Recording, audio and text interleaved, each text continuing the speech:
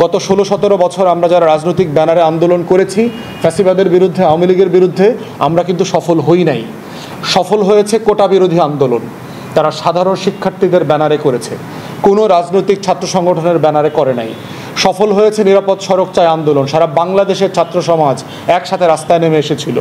সফল হয়েছে ভ্যাট বিরোধী, প্রাইভেট বিশ্ববিদ্যালয়ে যে ভ্যাট আরোপ করা হয়েছিল সেই আন্দোলন, সেটাও কোনো ছাত্র সংগঠন নেতৃত্বে হয় নাই। সর্বশেষ সফল হয়েছে 24-এর গণ অভ্যুত্থান, বাংলাদেশের কোনো রাজনৈতিক দলের মূল দলের নেতৃত্বও হয় নাই, ছাত্র সংগঠনের ব্যানারেও হয় নাই।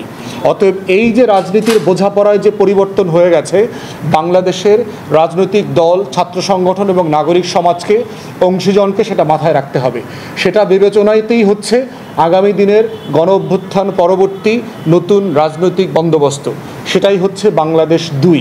এবং আমরা চাই সকল অংশীজন মিলে আমরা সেই লড়াইটাকে এগিয়ে নিয়ে যাব।